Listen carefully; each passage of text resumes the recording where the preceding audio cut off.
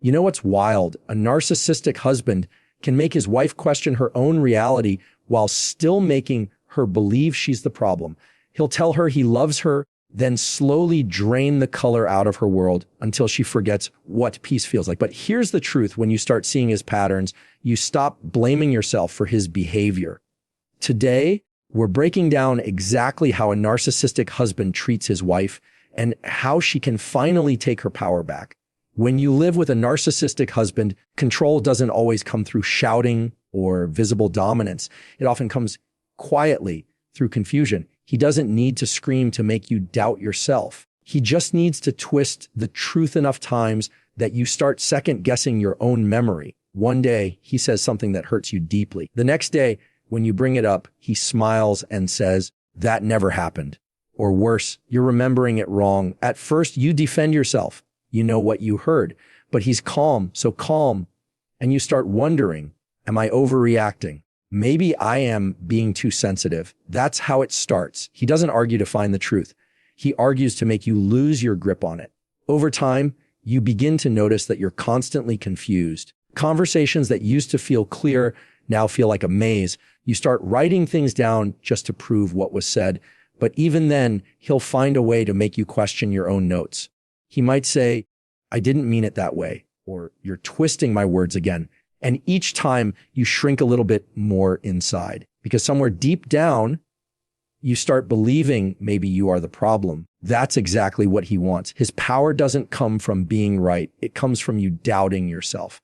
The truth is, narcissists thrive on chaos that looks like calm. He'll speak softly, but insert just enough contradiction to throw you off balance. One moment, he tells you how much he loves you. The next, he withdraws emotionally, acts distant, and blames it on your attitude.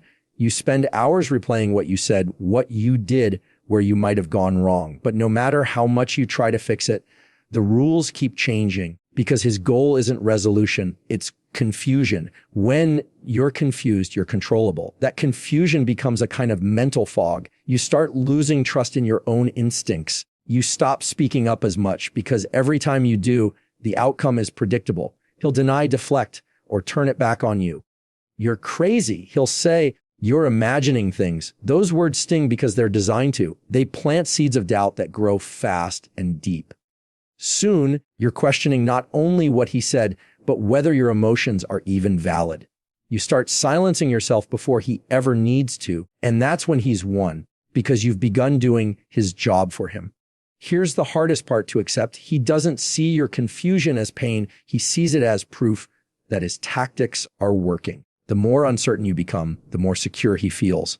And because you love him, you try harder. You think, maybe if I explain myself better, maybe if I stay calmer, maybe if I love him through it, he'll understand. But you're not dealing with misunderstanding, you're dealing with manipulation. And it's subtle, so subtle that people on the outside rarely see it. To them, he might seem charming, attentive, even selfless. They see the version he wants them to see. Behind closed doors, though, you see the real him, the version that questions your tone, rewrites history, and punishes you with silence until you apologize for things you didn't even do. That's the part that breaks you the most. Because no matter how much you love him, you start realizing he doesn't play fair. That's what makes this kind of control so dangerous. It hides behind reason. He won't explode in anger every time. Sometimes he'll just sigh and say, "I can't talk to you when you're like this." He walks away calmly, leaving you feeling like the unstable one. And that emotional imbalance is how he keeps control. Every moment of doubt, every apology you make for something you didn't do, it feeds his ego and chips away at your clarity. But here's the truth: he doesn't want you to know. Your confusion isn't a reflection of your weakness. It's evidence of his manipulation. You're not forgetful. You're not dramatic. You're not broken. You're reacting exactly how anyone would when constantly told their feelings don't match reality. Once you see that, something inside you shifts. You begin to step out of the fog. You start noticing the patterns. You stop defending yourself in circles that go nowhere. And when that clarity hits, even for a second, it's powerful. Because clarity is what he fears most. Confusion is his weapon, but awareness is yours. Once you begin to see his games for what they are, you take back the one thing he's been trying to steal all along, your sense of reality. And once you reclaim that, control starts to fall apart. At first, a narcissistic husband doesn't look like a manipulator. He looks like a dream. He knows exactly what to say, exactly when to say it. The compliments flow easily. The attention feels intense, and the connection seems almost magical. He studies you, learns your favorite things, mirrors your interests, and makes you feel seen in ways no one ever has. You think, finally, someone who truly understands me die, and for a while it's real, or at least it feels that way. What you don't realize in the beginning is that his affection isn't love, it's bait. The early phase is intoxicating. He'll send long messages, surprise you with small gifts, or talk about a future that feels too good to be true. And that's because it is. He's not building a relationship, he's building dependency. He wants you hooked on the feeling of being chosen, adored, and validated, because once he knows you're emotionally invested, that's when the shift happens. The love that once flowed freely starts to come in doses, controlled, conditional, measured out just enough to keep you chasing it. It's like this one day, he's all warmth and laughter, telling you how lucky he is to have you. The next, he's cold, distant, critical. You don't understand what changed. You replay conversations, searching for something you might have done wrong. You start apologizing for things you're not even sure about, just to bring back that version of him who made you feel loved. You think if you can just get everything right, he'll go back to being that man again. But that man never really existed. He was a mask, a performance meant to earn your trust and tie your emotions to his approval. This is the trap. He gives love like it's a reward. When you agree with him, he's affectionate. When you question him, he withdraws. When you make him feel admired, he's tender. When you express a need, he turns cold. Slowly, your mind starts connecting love with compliance. You start bending yourself to fit his comfort, walking on eggshells to avoid losing that affection again. The problem is, love that depends on obedience isn't love, it's control. He'll tell you things like, "You're so beautiful when you listen to me," or "I just need you to be more understanding." Phrases that sound caring, but carry a message underneath. You only deserve love when you make me comfortable. And because you love him, you start trying harder, talking softer, asking less, shrinking yourself just a little more every day. He trains you to earn the very thing that should have been freely given. And here's what makes it even more cruel. When he senses that you're pulling away, that you're getting tired of the push and pull, he'll flip the switch. Suddenly, the affection returns. He's attentive again, loving again.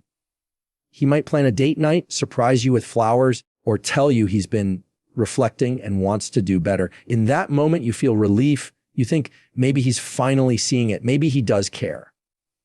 But the truth is, he's not loving you. He's reeling you back in. He's giving you just enough to remind you what it felt like before. So you'll stay. That cycle. Love, withdrawal, love again is how he keeps you emotionally tied. It's unpredictable.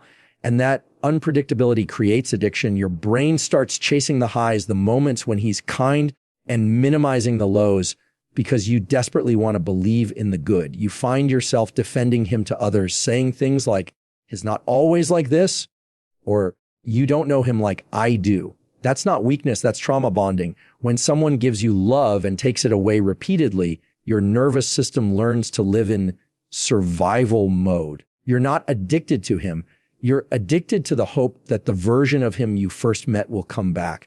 But it's never about love for him. It's about control. He wants to see how much of yourself you're willing to give up just to earn his approval. And every time you do, it feeds his ego. He doesn't need your love. He needs your submission. He doesn't need your affection. He needs your dependency.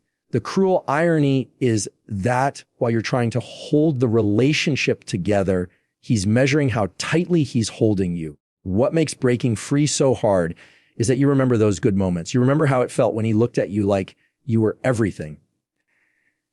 And that memory keeps you holding on, hoping maybe that version of him still exists somewhere underneath. But here's the truth. He doesn't love you less because you changed. He loves you less because you stopped feeding his control. Once you stop reacting, once you stop chasing his approval, the game ends for him. And that's when you start to see the pattern clearly. His love was never about connection. It was about leverage. Once you see that, you stop asking, "Why doesn't he love me like he used to?" and start asking, Why am I settling for love that disappears the moment I stand up for myself? That question, that moment of realization is where healing begins. Because real love doesn't ask you to shrink, to earn, or to doubt your worth. Real love frees you, and his version of love never will. A narcissistic husband rarely shows his cruelty in obvious ways. He doesn't start by shouting or name calling. He starts by planting little seeds of doubt, quiet, subtle, and disguised as care. He'll say something like, "You sure you want to wear that?" Or, "I'm just trying to help you be better." Yeah. And at first, you take it as concern. You think maybe he's just being protective or honest. But slowly, that concern turns into constant criticism. He'll comment on how you look, how you talk, how you handle things, always with a smile or a soft tone that makes it hard to call out. You tell yourself, as not being mean, maybe he's right. That's how the breaking begins, not with big blows, but with small daily cuts that make you question your worth. He might start by making jokes at your expense. You're at dinner with friends, and he says something that embarrasses you, then laughs it off. Everyone laughs too, so you force a smile. Later, when you tell him it hurt, he says, "You're too sensitive. It was just a joke." And you start wondering, maybe I am too sensitive. That's how manipulation hides in humor, in harmless teasing, in those little moments that don't seem like abuse on the surface, but leave bruises underneath. Over time, those comments add up. He'll say, "No one else would put up with you the way I do," or "You're lucky I'm patient." Statements like that sound like grace, but they're not. They're reminders that he sees himself as better than you.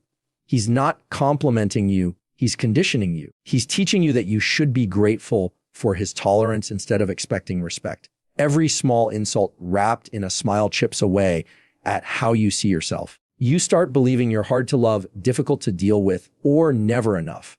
And once he knows your confidence is shaken, that's when he becomes bolder. He'll start using your insecurities against you. If you've ever told him something vulnerable, something that hurt you or scared you, he'll pull it out in arguments. He'll say things like, "That's why your family doesn't even like you," or "Remember when you messed that up? I never bring that up, but you keep proving my point." It's cruel, but calculated. He uses your own honesty as ammunition, and the more it happens, the quieter you become. You stop sharing, stop expressing, stop showing emotion, because anything you give him becomes a weapon later. Here's the thing. He doesn't want you broken in one big moment. He wants you to break slowly so you don't even realize it's happening. He wants to wear down your edges until you fit perfectly inside his control. You might look fine on the outside, still smiling, still showing up, but inside you feel smaller every day. You start censoring your own thoughts before you speak them because you know how it'll go. You start believing that peace means silence. And he loves that because silence means compliance. There's also this cruel rhythm to it. After he breaks you down, he'll build you up just enough to keep you there. When he sees that you're hurt, he might suddenly switch and say, "You know I love you, right? You just need to stop overthinking everything." And you cling to that moment of tenderness like it's proof that the good side of him still exists. But that good side isn't love, it's maintenance. It's how he keeps you hopeful enough to stay. That's what makes emotional abuse so hard to recognize. Because it doesn't come with bruises. It comes with apologies that sound sincere, moments of sweetness that confuse you, and a cycle that repeats until you forget what normal feels like. You can't point to one big incident and say, "That's where it started," because it's everywhere, woven into the fabric of daily life. It's in the sighs, the sarcasm, the constant correction. It's in the way he makes you feel like you're never quite enough, even when you're giving everything. And then one day you catch yourself apologizing for things that aren't your fault. You apologize for being tired, for crying, for reacting, for existing in a way that doesn't please him. That's when you realize you've been trained. Not loved, not guided, but trained to believe that love means endurance. But love shouldn't feel like survival. It shouldn't make you smaller. It shouldn't require you to constantly prove your worth. What's powerful is when you start to see those patterns for what they are, not random mood swings, not misunderstandings, but deliberate erosion. That awareness becomes your first piece of strength, Because once you name it, you start to separate who you are from who he's convinced you to be. You start to remember that your voice, your feelings, your value, they're not too much. They were just too real for someone who needed to feel superior to feel secure. And when you finally see that clearly, his words lose their power because you understand something. He never wanted you to realize the way he treated you was never a reflection of your worth. It was a reflection of his emptiness. When you finally gather the courage to confront a narcissistic husband, you don't just face an argument. You face a performance. The moment you speak up, he doesn't listen to understand. He listens to defend his image. You tell him how his words hurt you, and instead of empathy, you get deflection. You're twisting everything I say. You always make me the bad guy. After everything I do for you, this is what I get. And just like that, you go from being the one who was hurt to being the one who has to prove you didn't mean to hurt him. It's a mind game, and he's mastered it. Narcissists can't handle accountability because accountability threatens the illusion they live by that they're always right, always good, always the victim. So when you confront him, he doesn't see it as a chance to fix something. He sees it as an attack on his identity. That's why he flips it. He'll bring up your past mistakes, things you've already apologized for, or even things that never happened just to shift the spotlight away from himself. Suddenly, you're on the defensive, explaining, clarifying, trying to calm things down. You walked in with valid pain, and now you're walking out feeling guilty for even speaking up. He'll say things like, you're overreacting, or you always find something to complain about. Sometimes he won't even argue. He'll go silent. That silence isn't peace, it's punishment. He knows that his withdrawal hurts you more than words ever could. He knows you'll try to fix it, apologize first, break the tension. And when you do, he wins. Because every time you reach out after standing up for yourself, you teach him that guilt works. He's not after reconciliation. He's after control of the narrative. He wants to rewrite the story so that he's the misunderstood one, the exhausted one, the man who's trying his best, while you're the impossible one. And he plays that part perfectly. Sometimes he'll even cry. He'll say, I can't do anything right with you, or you never appreciate what I do. And your heart breaks because you remember the good moments, the love you once felt, the version of him you still hope is buried somewhere under the chaos. So you comfort him. You put aside your pain to soothe his ego. That's how you lose your voice, by mistaking manipulation for emotion. The truth is, he's not hurting because he's misunderstood.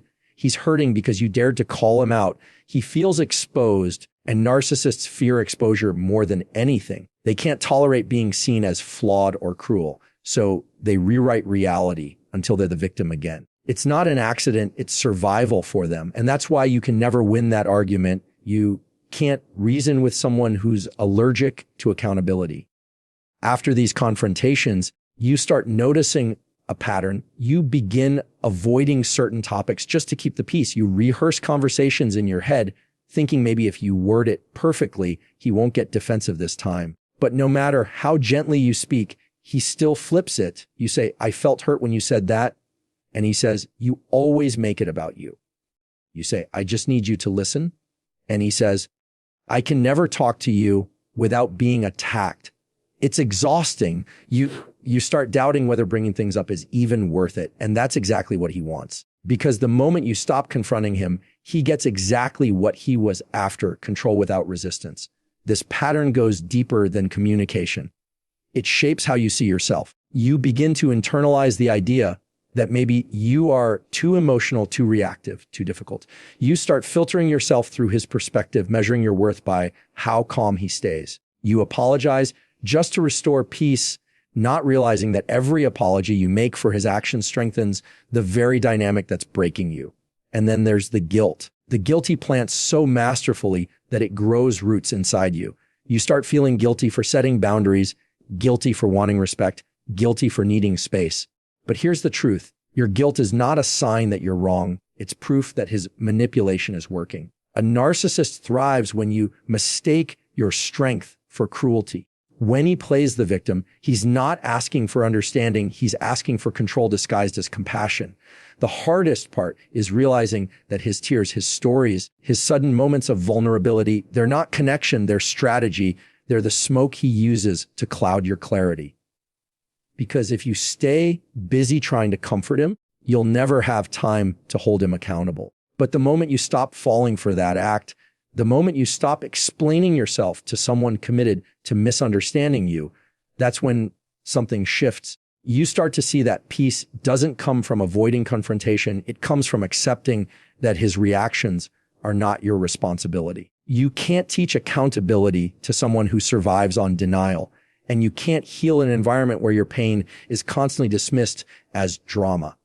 So when he plays the victim again, remember this: empathy without boundaries becomes self-destruction. You can love someone deeply and still refuse to be their emotional punching bag, because his victim act might win the argument, but your clarity will win your freedom. When you finally start to pull away from a narcissistic husband, something strange happens. The man who once ignored you suddenly can't stand the distance. The one who seemed indifferent now calls, texts, apologizes, and promises to change.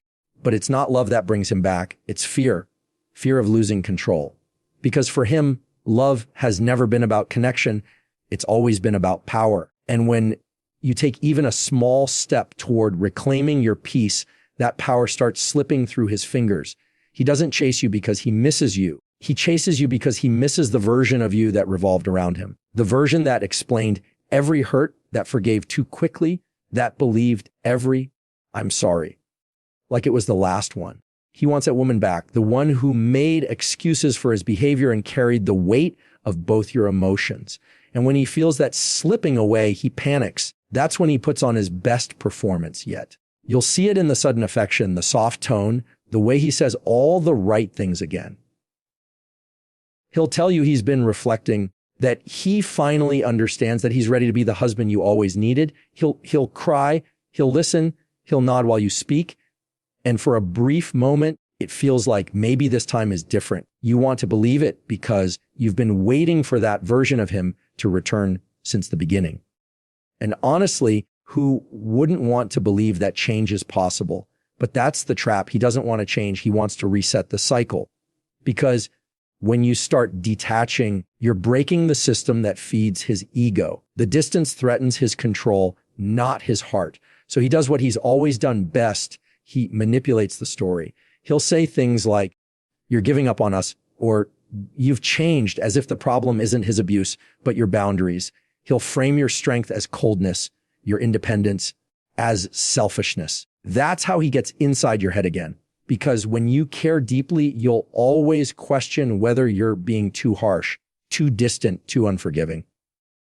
But that's what he's counting on. And if the charm doesn't work, he'll switch tactics. The love turns to anger. Suddenly, he's accusing you of being ungrateful, disloyal, or disrespectful. He'll say, "After everything I've done for you," as if his bare minimum was generosity. He'll remind you of the times he helped you, conveniently forgetting that half of those situations were messes he caused.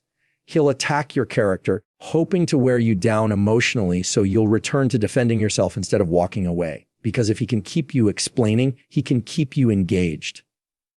And engagement is still control. It's confusing because his behavior swings between love and cruelty, remorse and rage. You never know which version you're going to get, but that unpredictability is intentional. It keeps you off balance. It's his way of reminding you that your peace still depends on his moods. And as long as you're reacting to him, you're still orbiting his world.